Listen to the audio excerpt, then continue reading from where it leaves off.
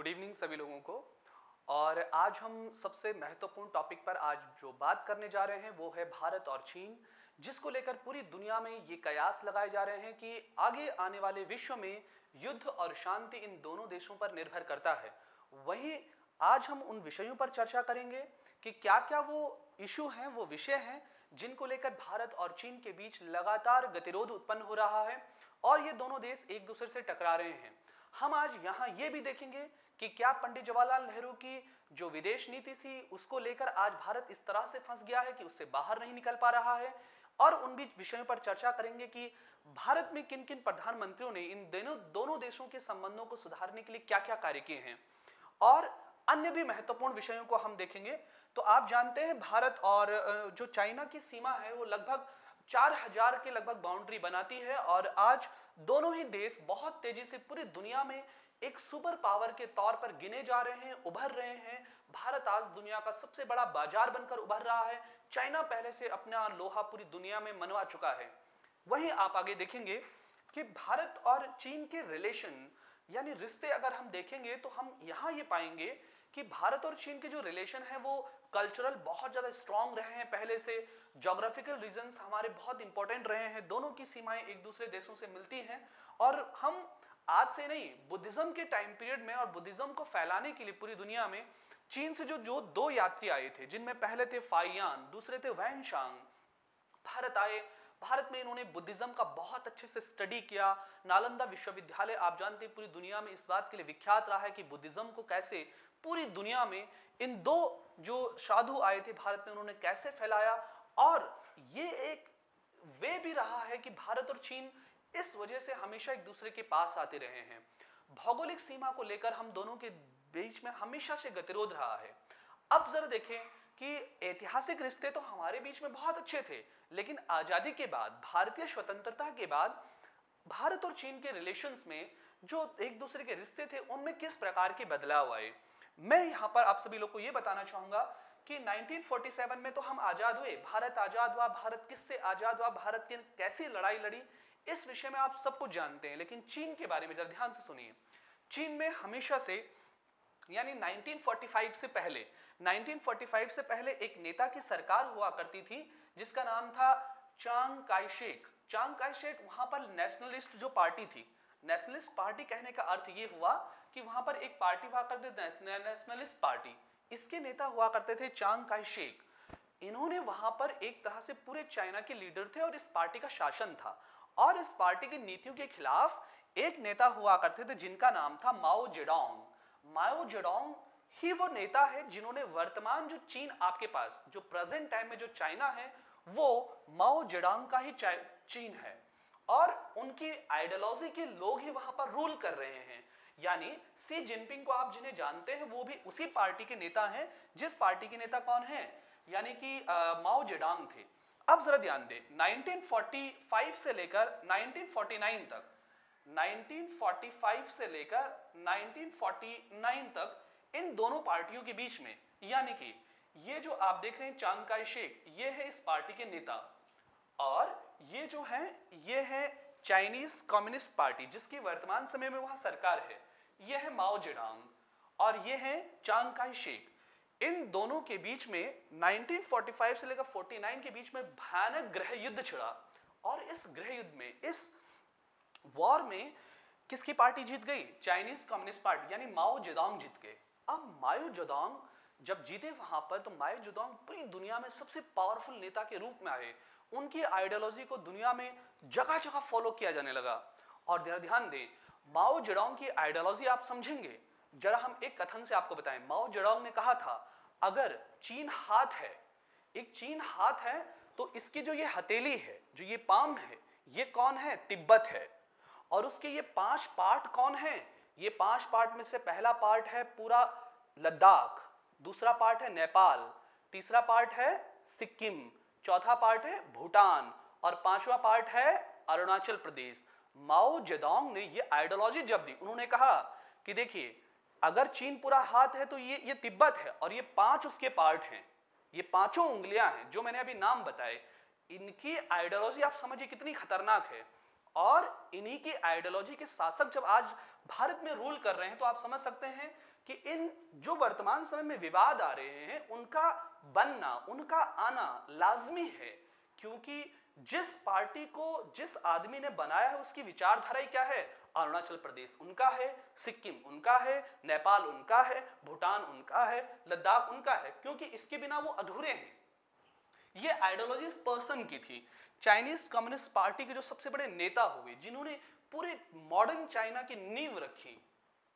अब आगे देखिए आगे क्या हुआ। जब ये सब चलता रहा तो इसी क्रम में, अपनी आइडियोलॉजी के क्रम में, इन्होंने सबसे पहले 1950 में पूरे तिब्बत वाले रीजन में, 1950-51 में पूरे तिब्बत वाले रीजन को घेर लिया। घेरने का अर्थ क्या हुआ कि पूरे तिब्बत, ये जो आप देख रहे हैं इसमें मैप में बहुत अच्छे से देखिए 1950 और 51 में, 1950 और 51 में माओ जेडोंग ने तिब्बत पर हमला कर दिया। और तिब्बत पर हमला कर देखिए, पहले चीन सिर्फ इतना सा था, अब देखिए पूरा इस तिब्बत को जीतने के बाद ये देखिए चीन की सीमाएं भारत से क्या होने लगी? मिलने लगी।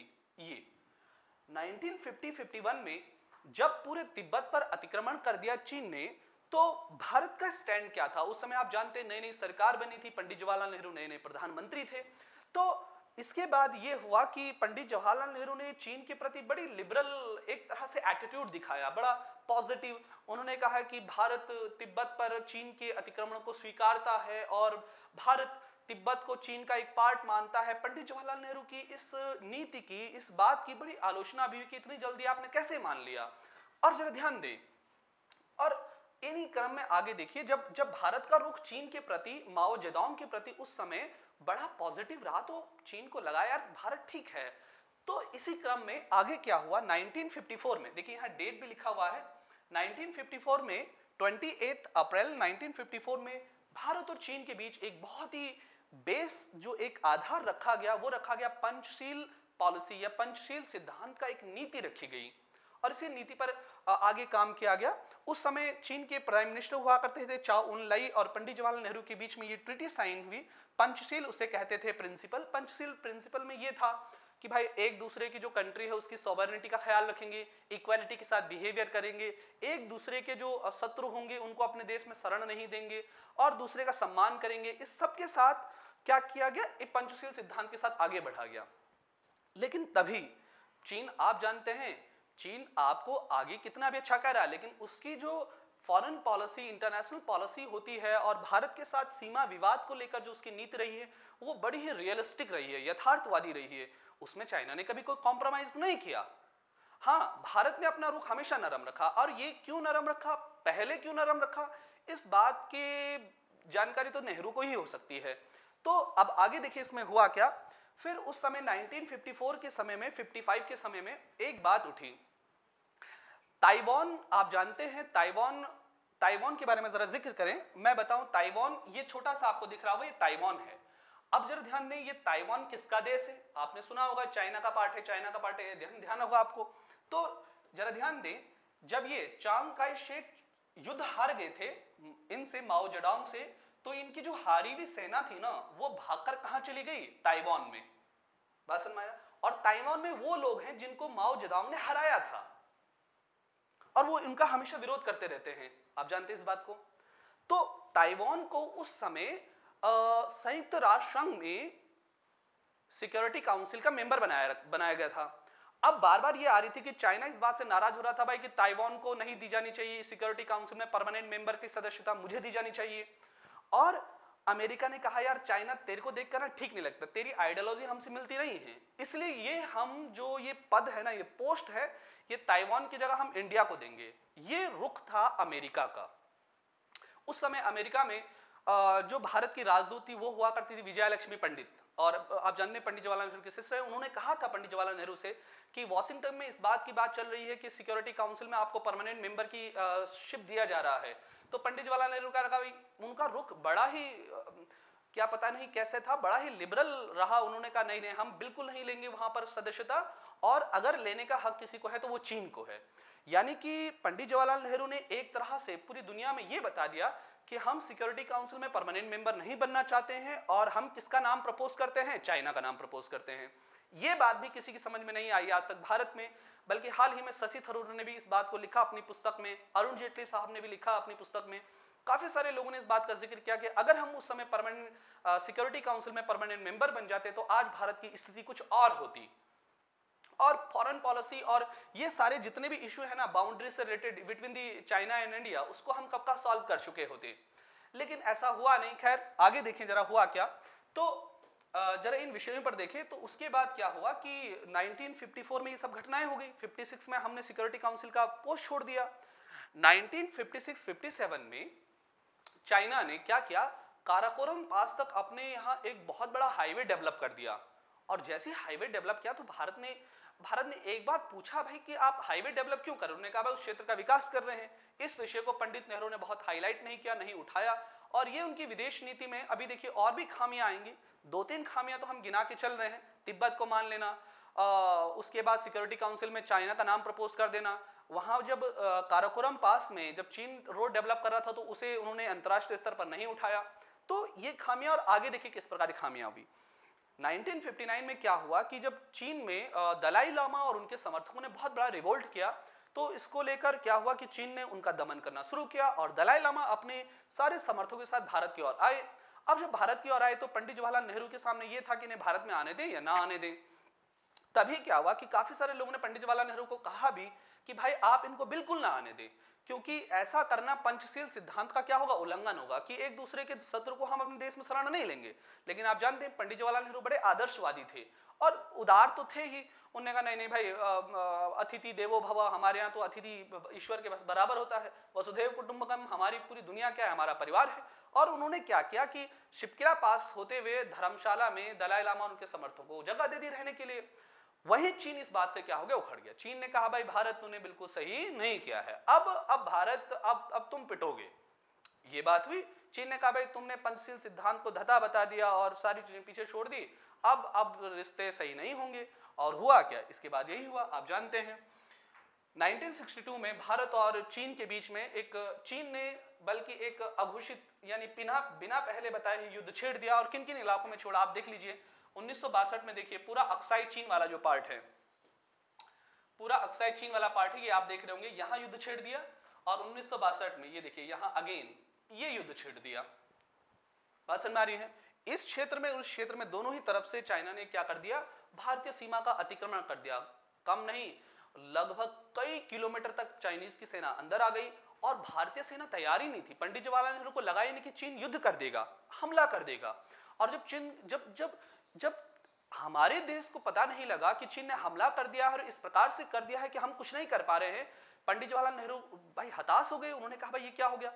कई सलाहकारों ने कहा भाई एयरफोर्स को युद्ध में उतार लिए, पंडित जवाहरलाल ने मना कर दिया।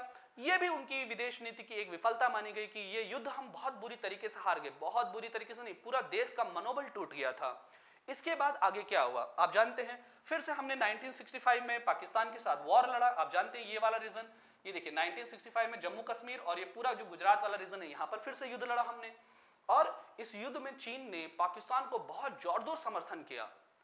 आप जानते हैं चीन और पाकिस्तान फ्रेंड्स हो गए।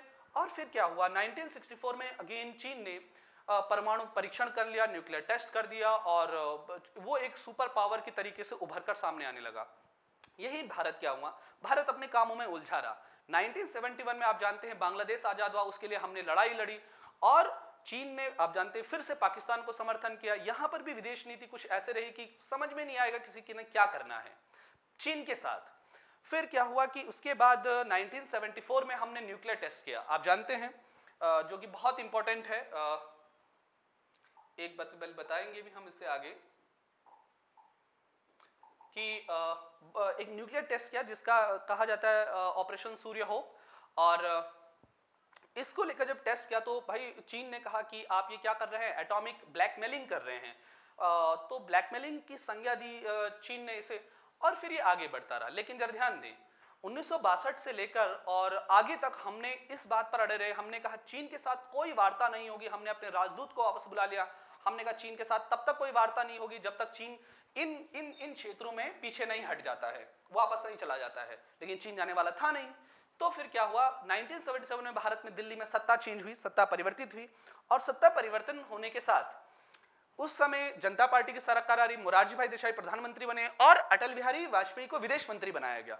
तो 1979 में देखिए अटल बिहारी वाजपेयी अब मुख्य धारा में आ गए हैं।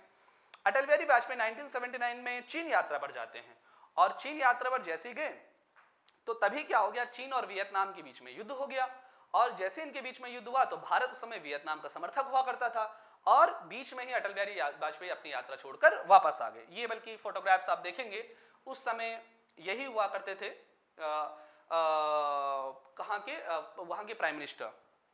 अब जरा ध्यान दें, आगे ध्यान दें, आगे क्या हुआ, अटल बिहारी वाजपेयी आधा रास्ते में आधी यात्रा छोड़ के ही वापस आ गए थे, यानी ये वार्ता भी विफल रही। इसके बाद आगे इसमें एक प्रोग्रेसिव अप्रोच आपने जो अपनाया वो अपनाया राजीव गांधी। फोटो में आपको दिख रहा होगा कि यहाँ प्राइम मिनिस्टर हैं, वहां के राजीव गांधी हैं, सोनिया गांधी हैं। जब इस यात्रा पर गए 1978 में, वेरी इंपॉर्टेंट पॉइंट, 1917 में प्राइम मिनिस्टर गए तो वहां पर एक जो नेता हुआ करते थे, बहुत ही इंपॉर्टेंट है, तो उन्होंने क्या कहा, उन्होंने ये बोला भाई हमें इकोनॉमिकल वे पर ज्यादा जोर देना चाहिए। हमें इकोनॉमिकल वे पर इसलिए ज्यादा जोर देना चाहिए कि जो सीमा विवाद है उसकी वजह से हमें आर्थिक मामलों को रोकना नहीं चाहिए, बल्कि हमें फ्यूचर जो हमारी जनरेशन आ रही है उनके लिए हमें ये सीमा विवाद छोड़ देना चाहिए। अगर हमारे बीच में इकोनॉमिकल ट्रेड अच्छा हुआ तो रिलेशन अच्छे होंगे तो क्या पता हम सीमा विवाद को जल्दी से सुलझा पाए। तो डेंग सियाओपिंग जो ये थे प्राइम मिनिस्टर, इन्होंने ये आइडियोलॉजी दिया था, ये आइडिया दिया था और इसके बाद दोनों देशों ने कहा भाई ठीक है हम ट्रेड कर ले रहे हैं साथ में और आगे बढ़ते हैं। फिर राजीव गांधी के बाद जो अगले प्राइम मिनिस्टर हुए चाइना जाने वाले वो थे अटल बिहारी वाजपेयी। 2003 में चीन की यात्रा पर गए और इस यात्रा में सीमा विवाद से रिलेटेड कोई बात नहीं हुई, सीमा विवाद से लेकिन कोई बात, लेकिन हाँ ऐसे दोनों देशों के बीच में बात हुई कि हम सीमा विवाद को सुलझाने के लिए एक डेलीगेट बनाएंगे दोनों देश और वो मिलकर क्या करेंगे, सीमा विवाद को सुलझाएंगे। यहां आप देखेंगे राजीव गांधी की यात्रा में ये हुआ था कि 1991 में 1996 में दोनों देशों के बीच में एक समझौता हुआ था कि भाई सेना जो हमारी बाउंड्रीज पर सेनाएं हैं वो एक दूसरे के साथ मीटिंग करेंगी, कितने सैनिक उनकी तरफ खड़े हैं, उधर इधर कितने हैं, वो दो जानकारी साझा करेंगे और एकदम आराम से रहेंगे। यानी डेलीगेट से कुछ ना कुछ पॉजिटिव आ रहा था और ट्रेड को आगे बढ़ाया गया, यानी सीमा विवाद को पीछे किया गया, ट्रेड को आगे किया गया। और क्या एक्सपेक्टेशन की गई कि ट्रेड अच्छा होगा तो हम रिलेशन अच्छे होंगे और रिलेशन अच्छा होगा तो हम सीमा विवाद को आराम से सुलझा लेंगे, इस बात पर जोर दिया गया। यही बात अटल बिहारी वाजपेयी ने भी किया। अटल बिहारी वाजपेयी ने इसी बात पर जोर दिया, उन्होंने कहा ठीक है एक डेलीगेट बना देते हैं, सीमा विवाद वो सुलझाएंगे, हम लोग ट्रेड करते हैं आराम से, ठीक है।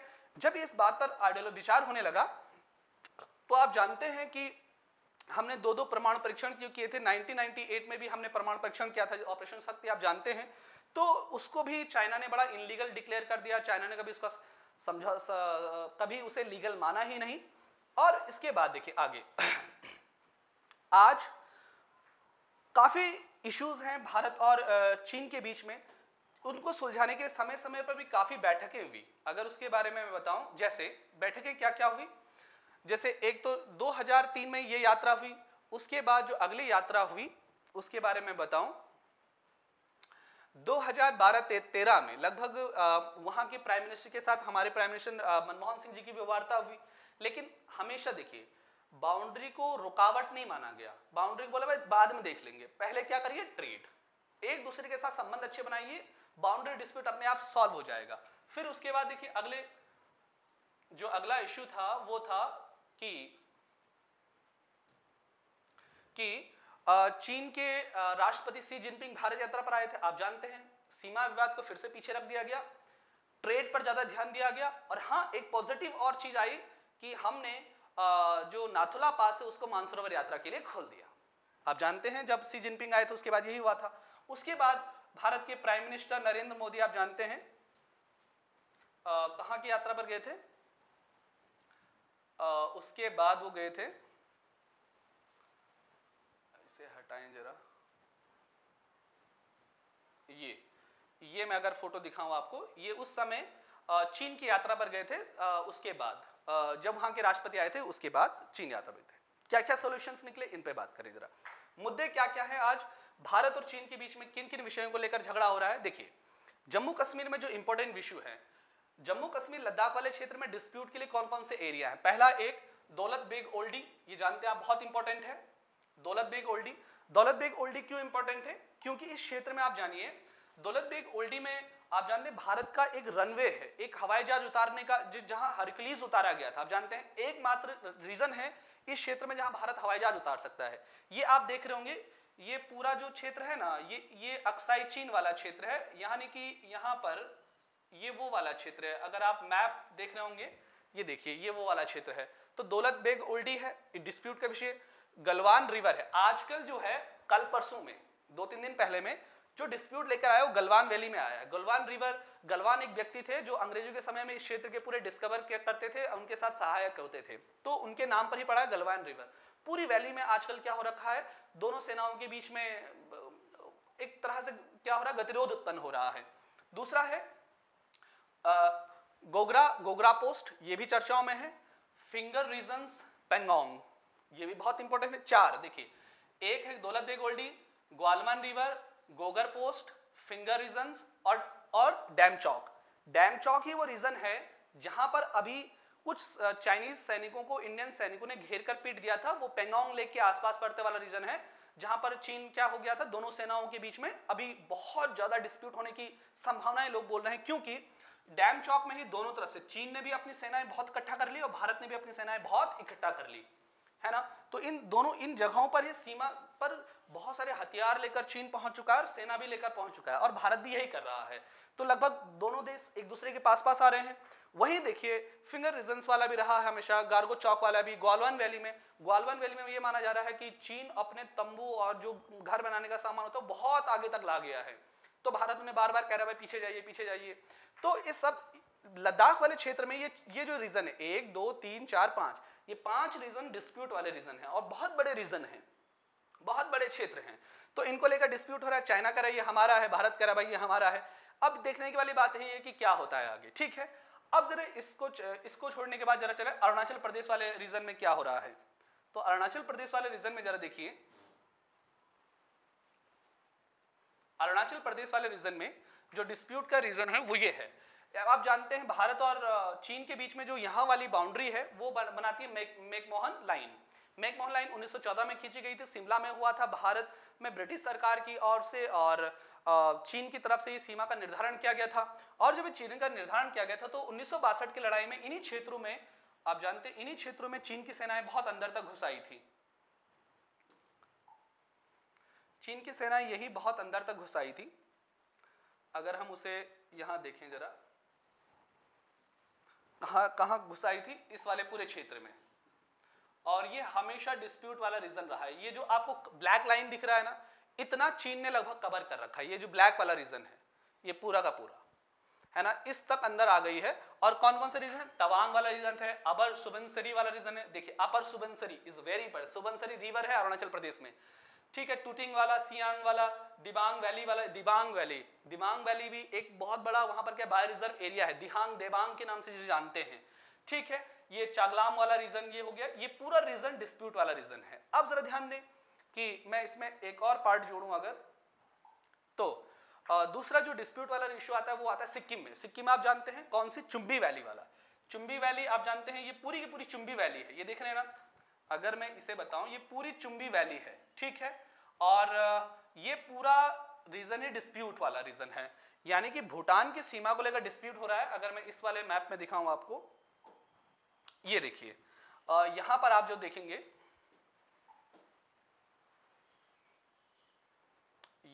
ये जो पूरा रीजन है इसे बहुत अच्छे से देख लीजिए आप लोग। ये देखिए ये चुम्बी वैली है पूरी की पूरी, ये नाथुला पास है, और ये डोकलाम है। डोकलाम मुख्यतः किससे लगता हुआ रीजन है, भूटान से। और ये देखिए ढोकला इसे बोलते हैं, डोकलाम पूरा यही वाला रीजन है, चुम्बी वैली वाला।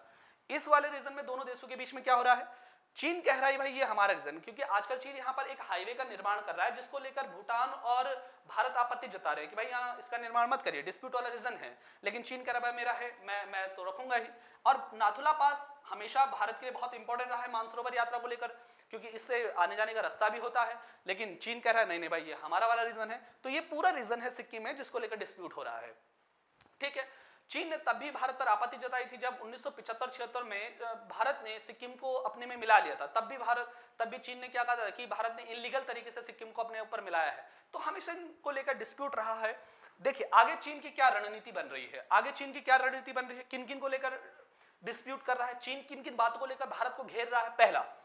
पहले जरा देखेंगे आप, ब्रह्मपुत्र नदी पर चीन क्या कर रहा है, बहुत सारे डैम बना रहा है। देखिए लगभग एक डैम तो पहले बना चुका है, जो ब्लैक वाला डैम दिख रहा है ये पहले बना चुका है, और 3 और डैम उसने क्या किए हैं आगे के लिए प्रपोज किए, हम बना रहे हैं। भारत ने बहुत डिस्प्यूट, भारत ने कहा रिवर बंद हो गया तो इधर पूरा का जो बायोडाइवर्सिटी वाला रीजन है वो क्या हो जाएगा, खत्म हो जाएगा।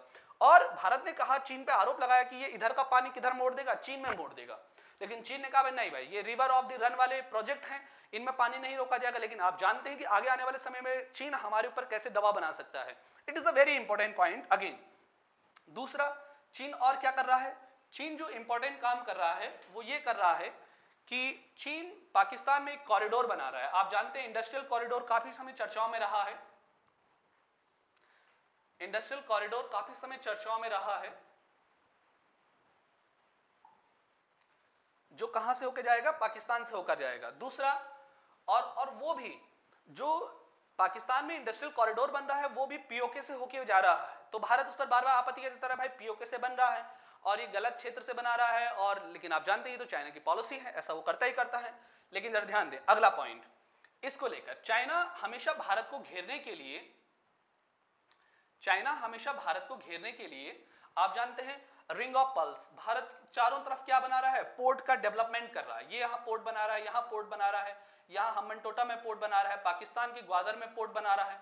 यानी भारत को इधर से भी घेर रहा है, सिल्क रूट बना रहा है। सिल्क रूट आप देख रहे होंगे, ये पूरा जो रेड वाला रीजन है सिल्क रूट है, चारों तरफ से ये इंडस्ट्रियल कॉरिडोर है, वही वाला इंडस्ट्रियल कॉरिडोर जो पाकिस्तान में बना रहा है, जो पीओके से होकर आ रहा है, जिस पर भारत की आपत्ति है, भाई पीओके से नहीं बनाएगा, पीओके एक डिस्प्यूट वाला रीजन है इसलिए यहां पर नहीं बनाएगा।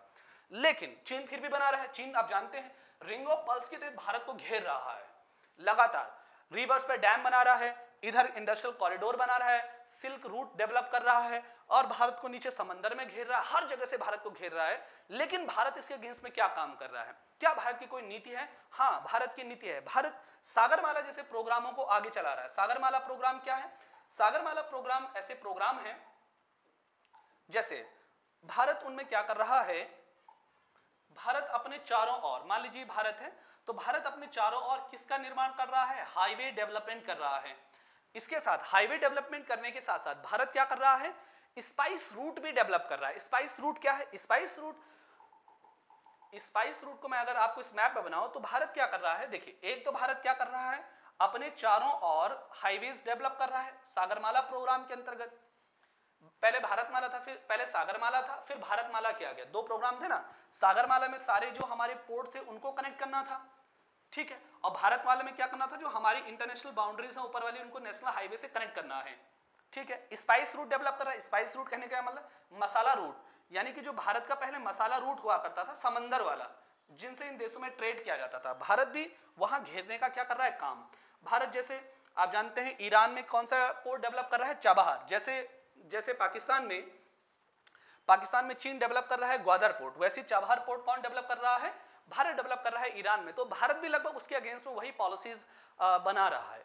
अब भारत का रुख क्या होना चाहिए? देखिए आप जानते हैं दोनों ही देश दुनिया में बहुत बड़े सुपर पावर हैं, और दोनों देश अगर युद्ध हुए तो एटम्स जो वेपन्स हैं उनका यूज भी हो सकता है, पूरी दुनिया में परमाणु हमले का खतरा हो सकता है। इसलिए दोनों देशों को एक डेलीगेट के साथ बात करना चाहिए। ट्रेड को लेकर बहुत हो रहा है भारत में आजकल बाइकॉट, सोनम वांगचू ने भी कहा है कि जो चाइनीज गुड्स हैं उनका बाइकॉट करिए, तभी जाके वो प्रेशर में आएगा। तो हाँ, ये एक अच्छी डिप्लोमेसी हो सकती है कि हम सभी लोग साथ में मिलकर चाइनीज गुड्स का बाइकआउट करें, तब जाकर हम क्या पाएं, एक प्रोग्रेसिव वे पाएं चाइना को दबाने का, चाइना को उस बैकफुट पे ले जाने का।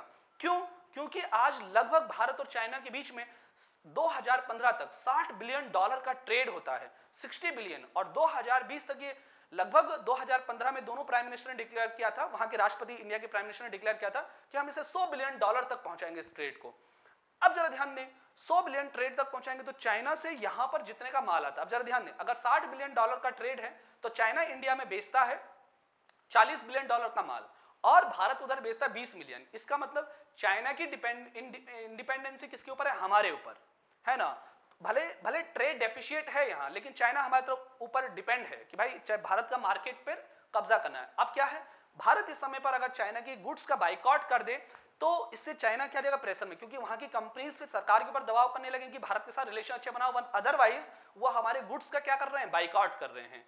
तो आप सभी लोग इस बात को समझिए कि हमें करना क्या है, भारत सरकार को किस तरफ आगे नजरें करना है। युद्ध तो बिल्कुल भी नहीं होना चाहिए, क्योंकि इस समय महामारी के टाइम में पहले ही दुनिया की अर्थव्यवस्थाएं खस्ताहाल हैं। अगर युद्ध होता है और सीमा विवाद को लेकर कोई सोल्यूशन नहीं निकलता है, भारत और चीन, चीन तो नहीं बल्कि भारत बहुत बड़ी